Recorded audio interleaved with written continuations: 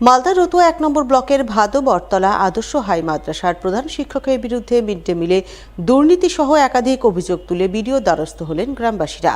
প্রধান শিক্ষকের বিরুদ্ধে লিখিত অভিযোগ জমা করলেন রতুয়া ১ নম্বর ব্লকের বিডিওর নিকট। ঘটনায় গ্রামবাসীদের অভিযোগ, ভাদো বটতলা আদর্শ হাই মাদ্রাসায় ২৪১৩ জন ছাত্রছাত্রী রয়েছে। প্রতিদিন সমস্ত ছাত্রছাত্রী স্কুলে আসে না, অনেক কম সংখ্যক ছাত্রছাত্রী আসে। অথচ বটতলা আদর্শ হাই মাদ্রাসার প্রধান শিক্ষক মোহাম্মদ সাদ বেশি সংখ্যক ছাত্রছাত্রীর হিসাব দিয়ে মিড ডে মিলে দুর্নীতি করছেন। এছাড়াও তিনি ভর্তির ক্ষেত্রে ছাত্রছাত্রীদের কাছে বেশি ফি আদায় করছেন।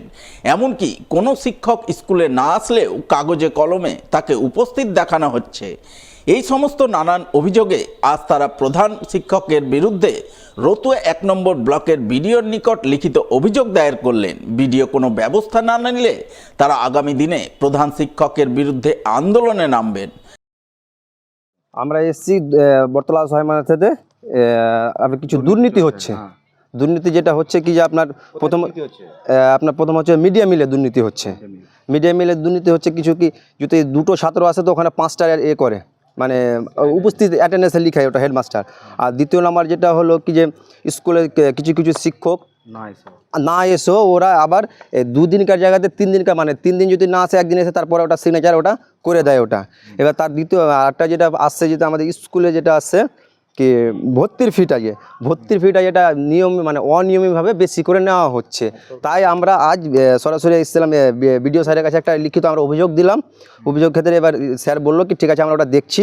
এবার স্যার একটা আশ্বাস দিল, এবার যদি আমাদের যেটা আইনের যে ব্যবস্থা স্যার নেবে, এবার যদি না নেয় তো আমরা এর মানে আমাদের হেডমাস্টার যেটা আপনার বটতলা হাই মাদ্রাসা যেটা এমডি সাদ নামে যে স্যারটা আছে, ওর বিরুদ্ধে আমরা বড়সড় আন্দোলনে নামবো যদি এরপর কোনো যদি বিক্ষোভ মানে ব্যবস্থা না নেই তাহলে।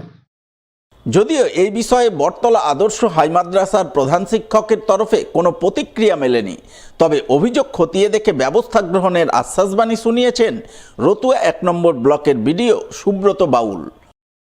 গ্রামবাসীদের পক্ষ থেকে আমি একটা লিখিত অভিযোগ পেয়েছি। ওই অভিযোগ খতিয়ে দেখে আমি মিড ডে মিল সেকশনের যে আধিকারিক তাকে একটা তদন্ত করতে বলেছি। যদি সত্যিকারের কোনো অনিয়ম ধরা পড়ে তাহলে প্রয়োজনীয় আইনানুগ ব্যবস্থা নেওয়া হবে। এটা ম্যানেজিং কমিটি এবং এসআই অফ স্কুল এদের সঙ্গে আমি কথা বলে ব্যাপারটা কি ঘটেছে আমি তখন বিষয়টা বলতে পারবো। আমি ওনাদেরকে ওয়াকিবহাল করে দিচ্ছি ব্যাপারটা।